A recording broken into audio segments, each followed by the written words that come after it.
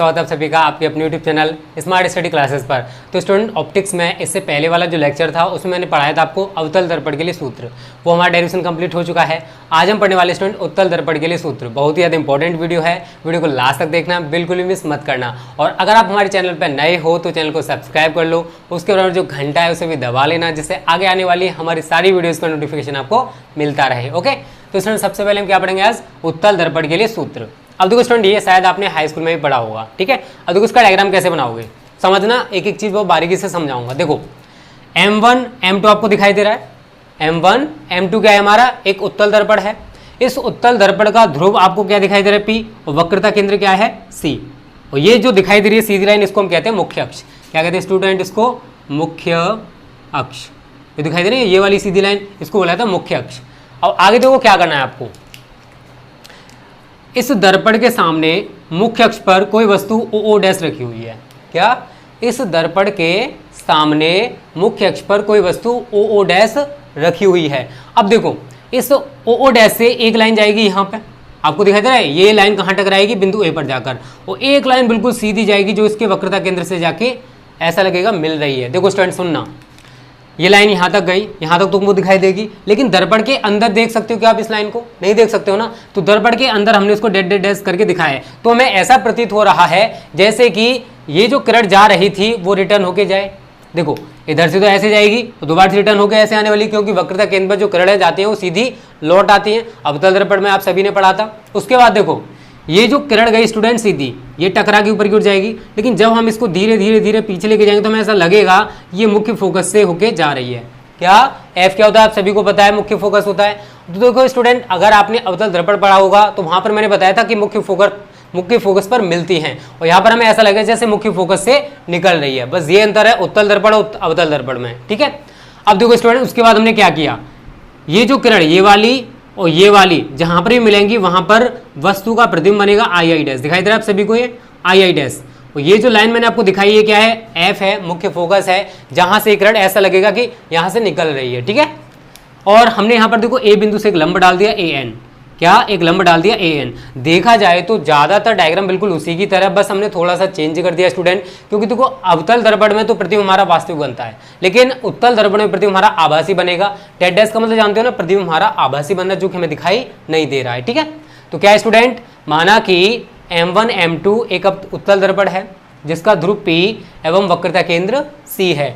इसकी मुख्य अक्ष पर कोई वस्तु OO डैश रखी हुई है। इस O डैश से एक किरण जाएगी बिल्कुल सीधी, जो कि बिंदु A से टकराकर ऊपर की ओर टर्न हो जाएगी, मुड़ जाएगी।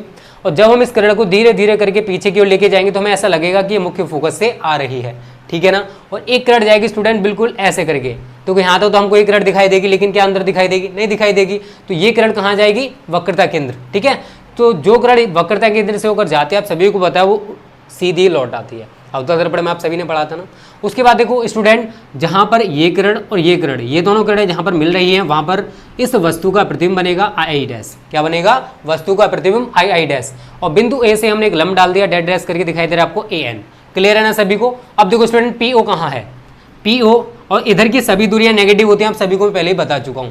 तो PO = -u, क्योंकि ध्रुव से वस्तु तक की दूरी को हम u लेते हैं, और इधर साइड की सभी दूरियां कैसी होती है इसमें, नेगेटिव होती हैं, तो यहाँ पर -u आ गया। उसके बाद PC, देखो PC का है ये। अब देखो इधर साइड की दूरियां सभी पॉजिटिव होती हैं, तो जो PC हमारी वक्रता त्रिज्या है वो पॉजिटिव होगी। और PI देखो कहाँ है, PI मतलब दर्पण के ध्रुव से प्रतिबिंब तक की जो दूरी है वो कैसी होगी, पॉजिटिव होगी, क्योंकि ये उधर साइड है, ठीक है। और PF भी हमारा पॉजिटिव होगा, क्योंकि वो भी इधर साइड है। इतना क्लियर, ये तो हमारा डायग्राम हो गया। थ्योरी कैसे लिखोगे, वही जो मैंने बोला वही थ्योरी में लिखना है आपको। माना कि M1 M2 एक उत्तल दर्पण है जिसका ध्रुव P एवं वक्रता केंद्र C है। इसकी मुख्य अक्ष पर कोई वस्तु OO डैश रखी हुई है, जिसका दर्पण के द्वारा प्रतिबिंब II डैश बनता है। क्लियर है ना इतना। उसके बाद देखो स्टूडेंट, यहाँ पर दो, जैसे हमने वहां पर कराया था डायरेक्शन, उसी तरीके से होने वाला है। त्रिभुज OO डैश C, त्रिभुज OO डैश C और त्रिभुज II डैश C, त्रिभुज II डैश C समरूप हैं। तो यहाँ पे यही लिखोगे, त्रिभुज OO डैश C एवं त्रिभुज II डैश C समरूप है। समरूप भी है, समकोणिक भी है, ठीक है ना, 90 डिग्री का एंगल है दोनों में। अब देखो ये जब समरूप हैं तो उनकी भुजाएं बराबर होंगी। इससे पहले वाले डेरिवेशन में आपको बता चुका हूँ। तो हम क्या कह सकते हैं स्टूडेंट कि ये वाली भुजा इस भुजा के बराबर होगी और ये वाली जो भुजा है दिखाई दे रहा है ये CO किसकी इक्वल होगी स्टूडेंट, IC की इक्वल होगी। तो हमें यहाँ पर यही लिखना है OO dash upon I dash is equal to OC upon IC। ठीक है, IC OC अपॉन IC हो जाएगा। इसे इक्वेशन में फर्स्ट बना दोगे।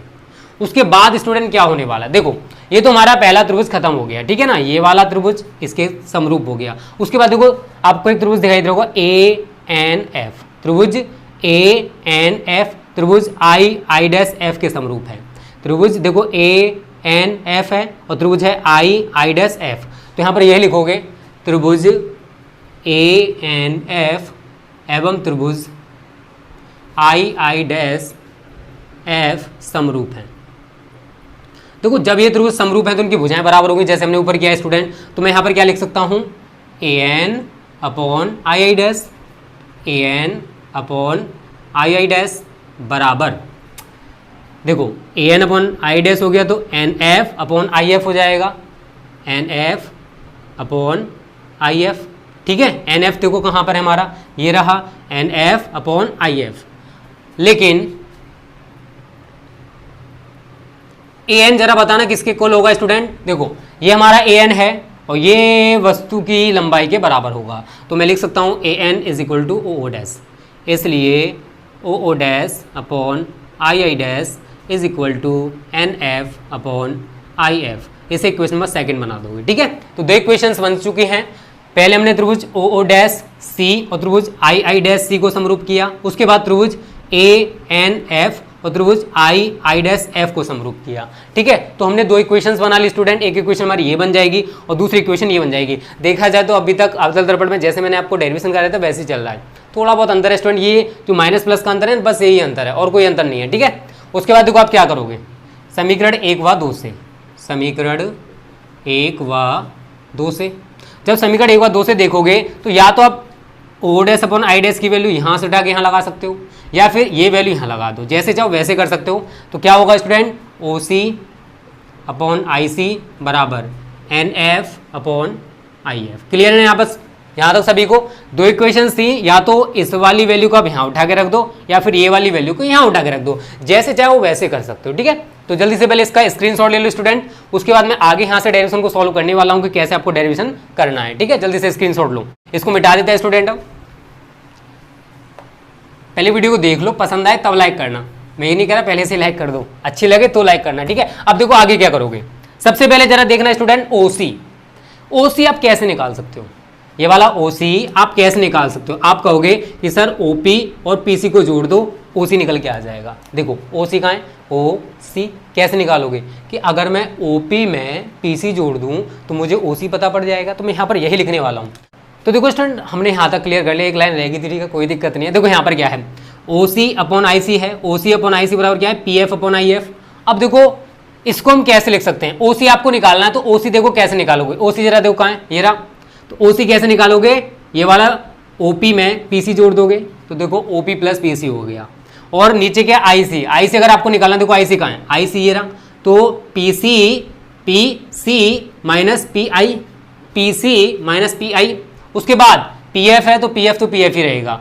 नीचे देखो क्या है IF जरा देखना कहाँ है, ये रहा। तो IF अगर आपको निकालना तो क्या करोगे, PF में से PI घटाओगे, तो PF माइनस PI, इतना हो गया ना। अब आपको कुछ नहीं करना है स्टूडेंट, केवल वैल्यू पुटअप कर दो। OP जरा देखो कितना दे रखा है, OP हमारा कहाँ है -U, तो -U लगा दो। PC देखो PC कहाँ है, R है तो प्लस R हो जाएगा। बटे PC हमारा कितना अभी मैंने बताया था R है, माइनस PI जरा देखना V है, PF कितना हमारे पास F है, PF कितना F है, माइनस PI जरा देखना कितना है V।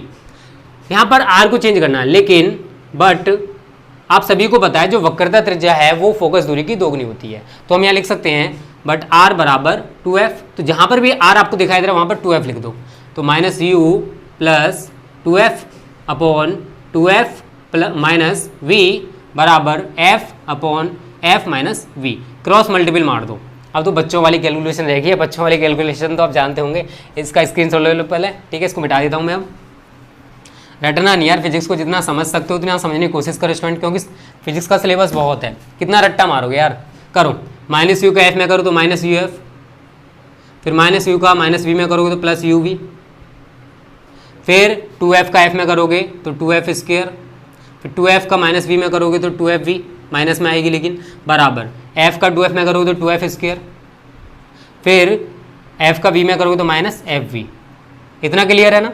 उसके बाद आपको क्या करना है, ये वैल्यू भी इधर लेके आनी है, तो minus u f plus u v plus 2f square minus 2fv minus 2f square plus fv बराबर 0।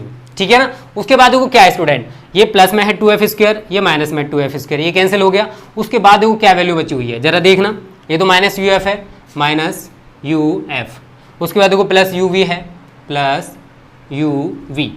अब यहाँ पर देखना माइनस 2fv है, ये प्लस fv है, तो इसमें से इसको घटाओगे तो माइनस fv बचेगा नहीं बचेगा, माइनस fv बराबर 0। अब आपको पता है इसमें uvf से आप डिवाइड कर दोगे तो आपका डेरिवेशन सॉल्व हो जाएगा। तो बस आपको यही करना है, पहले जल्दी से इसका स्क्रीनशॉट ले लो जो मैंने यहाँ पर लिखा है। बहुत ईजी डेरिवेशन है स्टूडेंट, कुछ भी नहीं है इसमें, बस थोड़ी सी कैलकुलेशन है, आपने हाई स्कूल में पढ़ा होगा, यहाँ पर ये मान लो रिविजन हो रहा है आप सभी का। ठीक है, जल्दी से स्क्रीनशॉट लो इसका। चलो मिटाते हैं अब देखो आपको आगे क्या करना है स्टूडेंट वो समझो। अब आपको जो वैल्यू यहाँ पर दे रखी है बस इसमें डिवाइड कर दो uvf का, तो माइनस यू एफ यहाँ लिख दो पहले uvf से भाग करने पर, uvf से भाग करने पर। ठीक है, तो लिखो minus u f upon u v f plus u v upon u v f minus f v upon u v f बराबर 0। यहाँ पर क्या कैंसिल हो गया, यू एफ, यहाँ क्या कैंसिल हो गया, यू वी, यहाँ क्या कैंसिल होगा, एफ वी, तो क्या रह गया minus 1/v plus 1/f minus 1/u बराबर 0। अब देखो स्टूडेंट, ये v और ये u माइनस में उधर लेके जाओगे प्लस में हो जाएंगे, तो 1/f बराबर 1/v प्लस 1/u। यही गोलीय उत्तल दर्पण का सूत्र है, यही गोलीय उत्तल दर्पण का सूत्र है। ठीक है स्टूडेंट, तो उम्मीद करता हूँ यहाँ तक आपको क्लियर हो गया होगा। चलो इसका भी स्क्रीनशॉट ले लो, उसके बाद हमारे डेरिवेशन सॉल्व हो गया। ठीक है, तो स्टूडेंट आज की वीडियो को यहीं पर समाप्त करते हैं। अब आगे मैं आपको पढ़ाऊंगा प्रकाश का अपवर्तन, क्रांतिकोण और पूर्णांतरिक परावर्तन के बारे में। उसके बाद हमारा जो परावर्तन और अपवर्तन और गोलीय दर्पण वाला चैप्टर खत्म हो जाएगा। ठीक है, तो स्टूडेंट उम्मीद करता हूँ वीडियो अच्छी लगी, वीडियो को लाइक कर देना, वीडियो को शेयर कर देना।